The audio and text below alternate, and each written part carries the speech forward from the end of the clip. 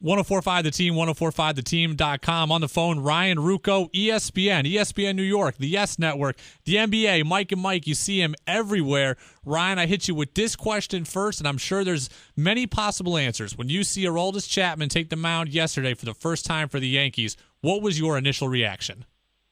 Well, you know what was interesting? I found myself stopping and watching. I was out with my softball team, and we had gone out to the bar that sponsors us, and we were sitting at a corner table where it was kind of hard to see the Yankee game, but they were up 5-1, so I was like, and then 6-2, so I was like, all right, it should be okay.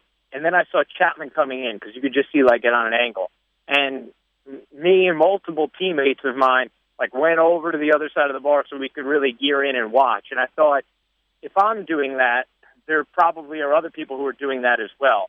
And what we've seen in the post, Jeter, Rivera, Pettit, Posada era is, there isn't as much star power with this team, and there aren't as many players who are going to make you stop and watch, right? Even though they've generally had a decent amount of success in the aftermath of that, they don't necessarily still have the same star power and appeal. And I thought it was interesting that when Chapman came in, all of us wanted to see him. And it makes me think, is there going to be that kind of ripple effect on the fan base as well, where him coming into the game is an event, and then watching him, and watching him gas the first two batters and 101 to the second with the strikeout. It's pretty exciting when you think about what that bullpen can be, when you see Dellin Betances getting ready in the sixth inning and how short the game can be. As long as there's a little offense, it makes them a dangerous team on the back end of the game. I was just listening to Joe Girardi talking on Hahn and Humpty, and they were talking about Joe Girardi's views on the shift. He wants the shift totally gone, and look, it sounds like sour grapes because he's got an aging team that can't really, adjust their hitting style, and he's even so much said so. What do you think of the argument for banning the shift? I actually totally agree with Joe Girardi. I think it should be like a legal defense where you can have, in basketball, where you could, if you want to, you could have two infielders, as close to second base as you want them, right? Like, let's say, David Ortiz is up, and you think you can vacate pretty much, between third and what would normally be shortstop, and you want to play two guys, your third baseman and shortstop, right next to the bag, and then your second baseman in the hole. I would be totally cool with that, but I don't think you should be allowed to cross the bag. That would be my compromise to what it is now, because there's a variety of issues. One, you wait between pitches for guys to move positions. Two, it becomes very deceiving for the fan as well, because when you're watching a game, you're seeing it from, and this is a little TV technical, but you see it from the center field camera, right? That's like the typical shot we all see from a pitch ball to a hit ball. And off the bat, because we've been trained for all these years, we generally know, what ball is going to be a hit, what might be a home run. You know off the bat if it has a chance or not. Not as well if you're at the stadium and can see where the defense is positioned. But you have years of evidence that make you know what is usually going to be a hit and usually not. And it becomes really deceiving because so often now as a viewer, you see great contact and you're like, yeah, that's a hit. And then all of a sudden the camera shifts to show the defense and you're like, oh, well, there's the third infielder they put right, in shallow right field or, just to the right of second base, up the middle. And I just don't like that because it alters sort of the familiarity with the game. And the other part I don't like about it is it diminishes offense a lot.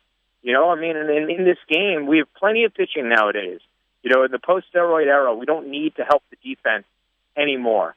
I would be all for not being able to cross over second base if you're the shortstop or the other way if you're the second baseman, and seeing what you can do, still shift, but not be able to go over that threshold. I think I can get on board with you in that regard in terms of not being able to cross over the bag. But my only reservation on it is if we make the game, we help the offense again, the whole knock on baseball has been it's too long and too slow. We're finally getting to a point where the pace of play is really watchable. If we start getting more 8-6 games, isn't that going to drive the time back the other way? Yeah, I mean, I guess so, but I don't know. I don't really think it's the offense that dulls the excitement of the game. A slow game and I would argue, the hits that you get from that are maybe they'll add up to a little more time, but how much different is it than the time you wait for your defensive players to constantly switch positions? Because we see now they'll have the third baseman on the right side of the infield in certain counts, and then they'll flip and the shortstop goes on the right side of the infield in other counts. It's like if they think there could be a bunt, then they put they put one of them on one side, and then once that's not a possibility, they'll flip them. And so you end up waiting for that. I think that I don't think that it's going to diminish the sport if all of a sudden Mark Teixeira is getting more base hits or David Ortiz is getting more base hits. I think it'll only add to the excitement.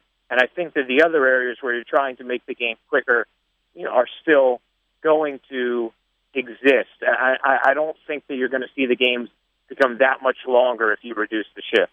Ryan Ruocco, ESPN New York, the Yes Network. He's everywhere, and he's with us on 104.5 The Team and 104.5theteam.com. Switching gears to the New York Knicks. In a perfect world, if you had your choice and all the candidates were available, who was the best option for them at head coach? Of everyone who's already been taken? Yeah, my guy was Scott Brooks. I wanted them to get Scott Brooks. Yeah, I like Scott Brooks a lot. I'm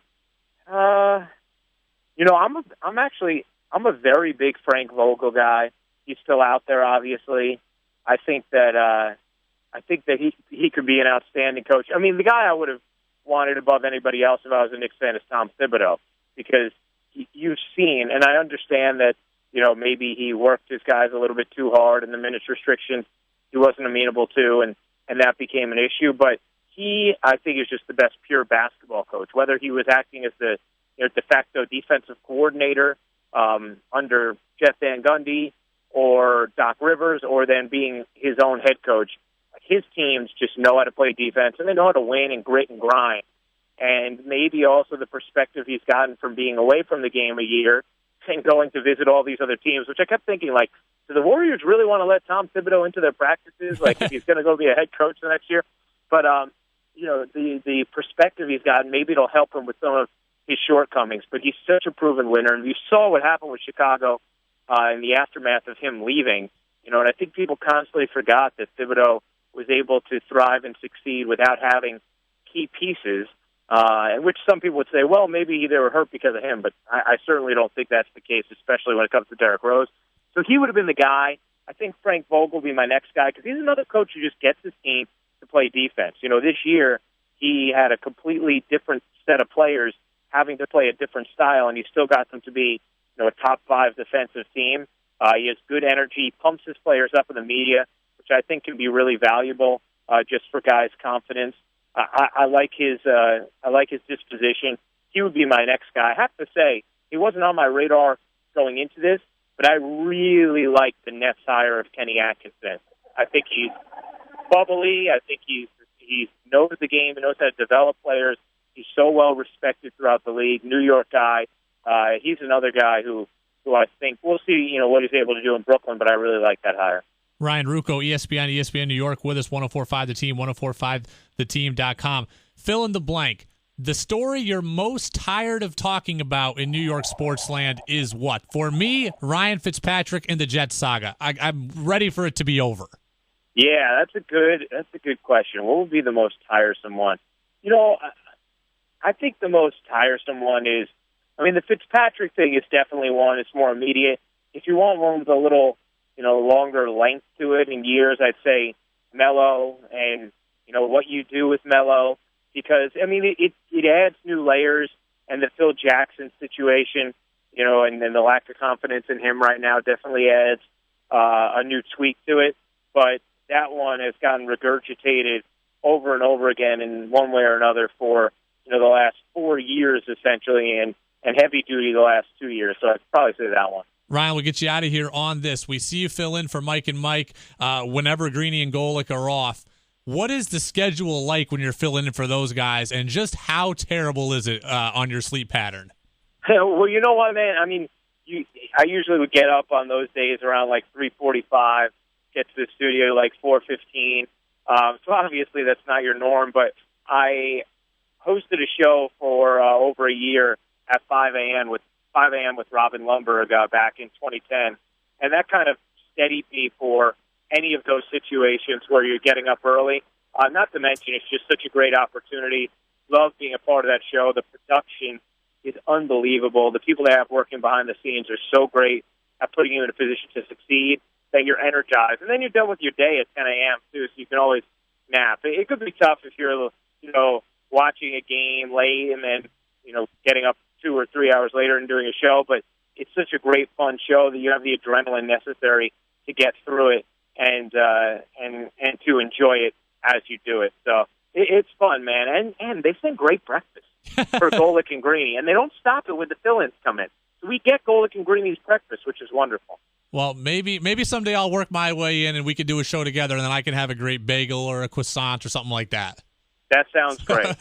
Ryan Ruocco, ESPN New York, Brooklyn Nets. He's everywhere, and he's with us now, 104.5 The Team, 104.5theteam.com. Ryan, thanks a lot for the time. We appreciate it. You got it, man. Thanks for having me.